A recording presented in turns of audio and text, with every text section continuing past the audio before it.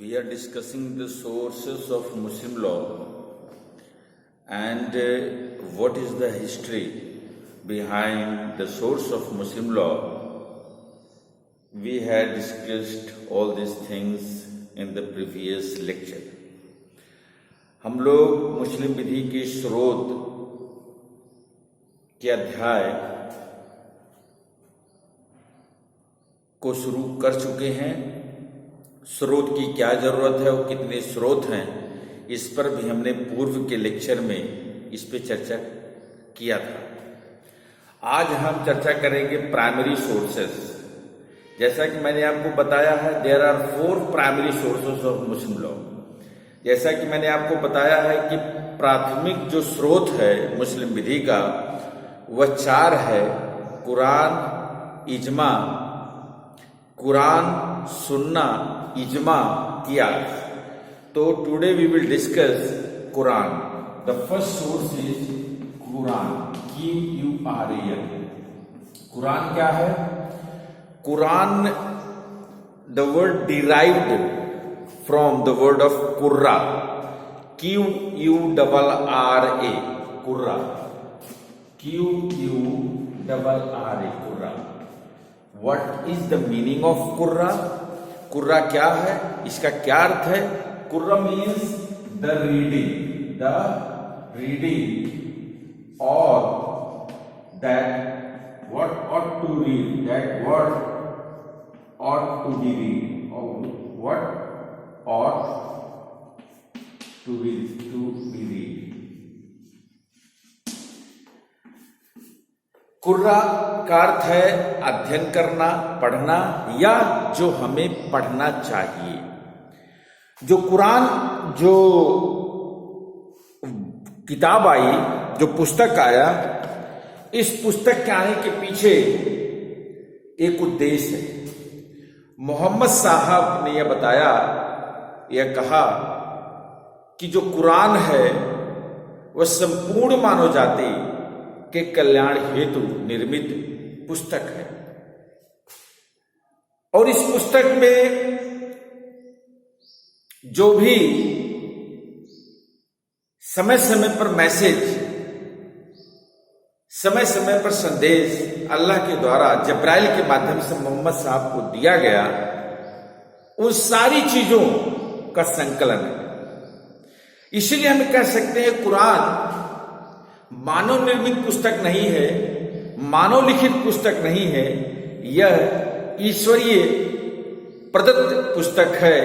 यह पुस्तक हमेशा जन कल्याण, लोक कल्याण के लिए संकलित की गई है।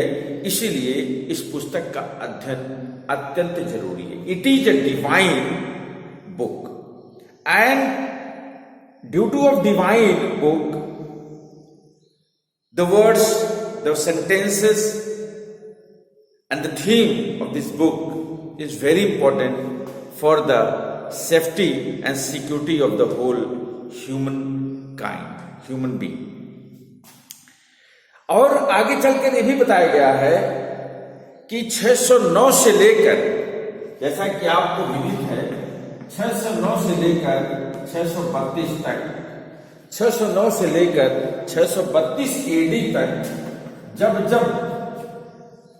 632 AD में मोहम्मद साहब का इंतकाल होता है, मोहम्मद साहब के माध्यम से जब्राइल के द्वारा अल्लाह जो इस सृष्टि का सब कुछ है के माध्यम से मानव के संपूर्ण कल्याण हेतु समय समय पर जो भी संदेश दिया गया मोहम्मद साहब को, उन सारी चीजों का संकलन कुरान में है। कुरान इसीलिए अल्लाह द्वारा, इसीलिए कुरान के जो शब्द हैं वह अल्लाह के शब्द कहे जाते हैं। कुरान के वाक्य जो हैं वो अल्लाह के वाक्य कहे जाते हैं। यह परिवर्तनशील नहीं है। It is unalterable, it is unchallengeable. इसका कभी भी आप चैलेंज नहीं कर सकते हो। It is unalterable, it is unchangeable, और यह एक डिवाइन ओरिजिन है। It this book is of a divine origin.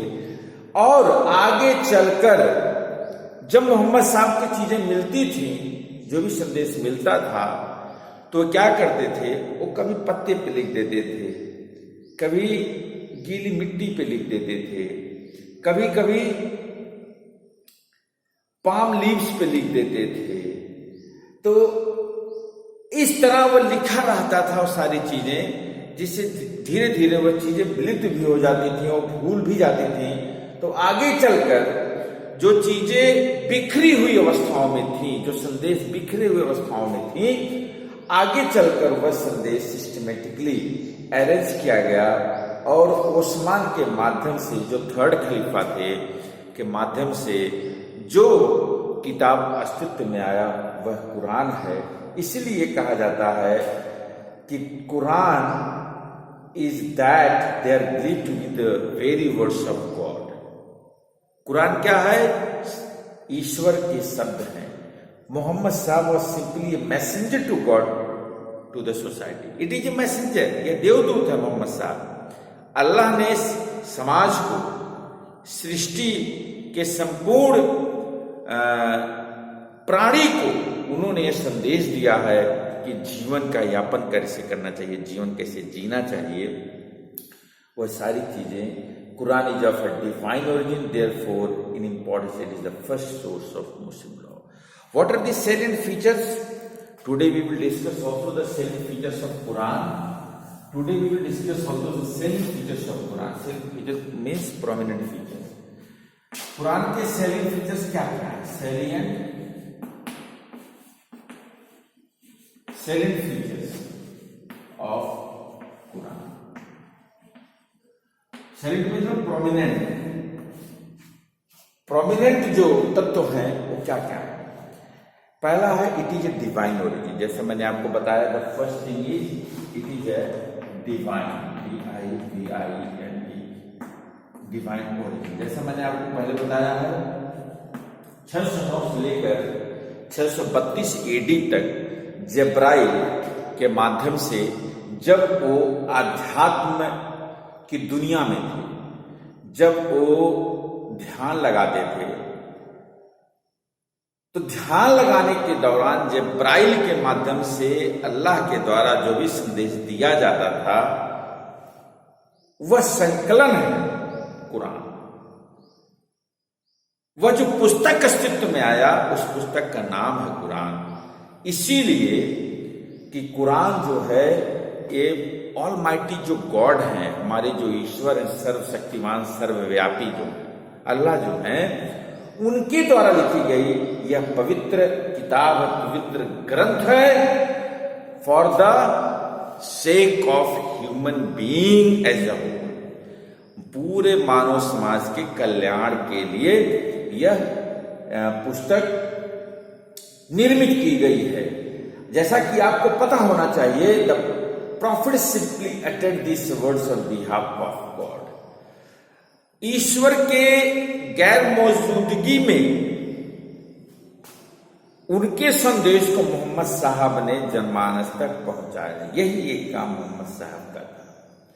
That's why the words Quran is the compilation of the very words of God.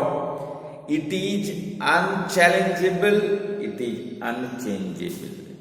ईश्वर के द्वारा its authority is unchallengeable. इसके संस्था को, ईश्वर की संस्था को आप कभी भी चैलेंज नहीं कर सकते हैं। अथॉरिटी को आप परिवर्तित नहीं कर सकते हैं, शब्द को परिवर्तित नहीं, इसलिए इसे डिवाइन ओरिजिन कहा जाता है। दूसरा क्या है? It is also considered as the first source of Muslim law. Number second is first source of.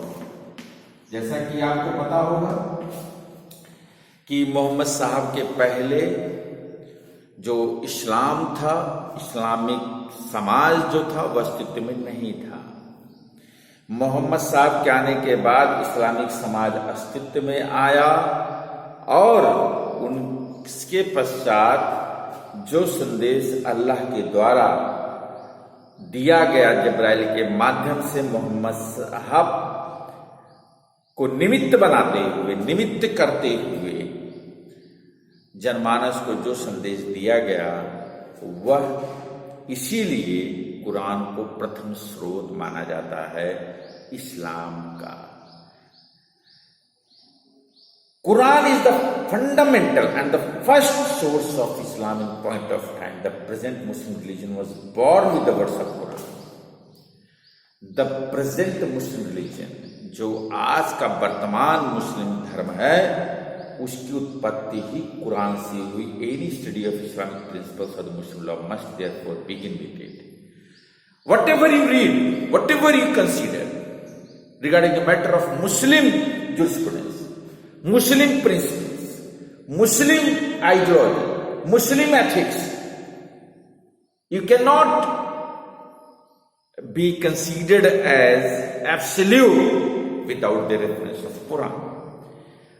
जब आप मुस्लिम सिद्धांत की बात करते हैं, इस्लामिक सिद्धांत की पर चर्चा करते हैं, इस्लामिक नीति नैतिकता पर बात करते हैं, इस्लाम के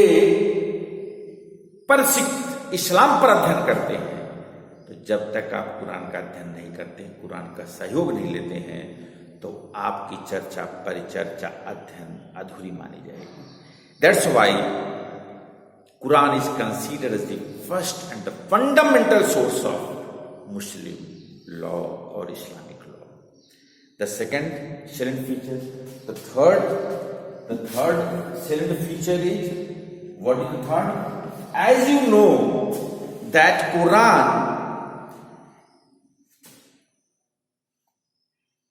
what is its structure?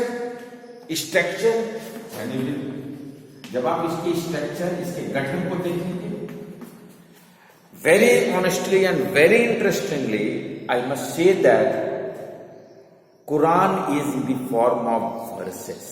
V-E-R-S. Understood what I am telling? You people are understanding? It is in the form of verses. V-E-R-S-E-S. How many verses are in the whole Quran? Do you know? मैंने पढ़ाते समय आप सभी से कहा है कि आप अध्ययन करके आइए, लेकिन आप लोग अध्ययन करके नहीं आए। How many verses? And verses is also considered as ayat. Verses is ayat. Verses is ayat. Do you know how many ayats in the whole Quran? 6,237 ayats. There are 6,237 verses or ayats in the whole Quran. And how many chapters? In how many chapters these ayats are divided? There are 114 chapters. These ayats are divided. How many chapters? 114 chapters. They are divided. Each chapters in the Quran are very important. ये सारी जो चीजें हैं बहुत ही महत्वपूर्ण है। जो भी अध्याय, जो भी आयत है, ये जीवन को जीने की बात करती है। कुछ अध्याय ऐसे हैं जो संपूर्ण नारी के उत्थान की बात करता है, नारी के कल्याण की बात करता है। कुछ अध्याय ऐसे हैं जो तलाक के संबंध में बात करता है। कुछ अध्याय ऐसे हैं जो जन कल्याण की बात करता है। कुछ अध्याय ऐसे हैं जो रिलीजियन और मॉरल्स के बारे में चर्चा करता है। रिलीजियन और मॉरल्स के बारे में चर्चा करता है। कुछ अध्याय ऐसे हैं जो संपूर्णता ईश्वर में समर्पित होने की बात करता है। तो एक एक करके ये सारे अध्याय जब आप अध्ययन करेंगे तो each chapter of Quran is called सूरा। प्रत्येक जो चैप्टर है सूरा है, वो सूरा कहलाया जाता है। इसीलिए चैप्टर जैसे आप पढ़ेंगे सूरतुल फतिहा, सूरतुल फतिहा अब क्या पढ़ेंगे? When you will study about Suratul Fatiha means you shall have to study the importance of Quran. Suratul Fatiha में आप क्या पढ़ेंगे? सूरतुल फतिहा में आप कुरान के महत्व के बारे में पढ़ेंगे, कुरान की उत्पत्ति के बारे में पढ़ेंगे, इसकी महत्ता के बारे में पढ़ेंगे। सूरतुल फतिहा। और जब आप सूरतुल निसा के बारे में पढ़ेंगे, क्या है सूरतुल निसा? मैंने बताया था ना आप लोगों से पढ़ने के लिए, लेकिन आप लोग पढ़ोगे नहीं। सूरतुल निसा क्या है? सूरतुल निसा मुस्लिम नारी कैसे रहेगी, कैसे उसका जीवन होगा, इस संबंध में कुरान चर्चा करता है उस अध्याय में। उस अध्याय का नाम है सूरतुल निसा। सूरतुल तलाक जो विवाह विच्छेद के बारे में चर्चा करता है, विवाह विच्छेद कैसा होना चाहिए। सूरतुल बकर, सूरतुल बकर जो है वो रिलीजन और मॉरलिटी पर चर्चा कर रहा है। सूरतुल इखलास, सूरतुल नूर, सूरतुल नूर में घरेलू जीवन कैसे होना चाहिए, इस पर कुरान चर्चा करता है। कहने का अर्थ मेरा ये है, कुरान जो है आपके जीवन शैली से संबंधित विषयों पर आधारित पुस्तक। जीवन कैसा होना चाहिए, महिलाओं के प्रति कैसा व्यवहार और आपका आचरण होना चाहिए, विवाह विच्छेद या तलाक कैसा होना चाहिए, आपका धर्म और नैतिकता क्या है, आप अपने अल्लाह के प्रति संपूर्ण समर्पण कैसे लाएंगे और लाने के पश्चात आप किन किन चीजों से लाभान्वित होंगे, इस पर भी चर्चा की गई। तो मेरे कहने का अर्थ है कि सूरतुल नूर, जीवन, घरेलू जीवन आप कैसे जिएंगे, these are the structures, these are माने this is the third important salient feature of Quran structure. And Quran is also the admixture of religion and morality. Religion, law and morality. Admixture. It is also the admixture. A mission. It is a mixture of religion, law and morality. Law and morality. जब आप कुरान पढ़ेंगे तो कुरान क्या है? धर्म, विधि और नैतिकता का एक अद्भुत संगम है, एक अद्भुत मिश्रण।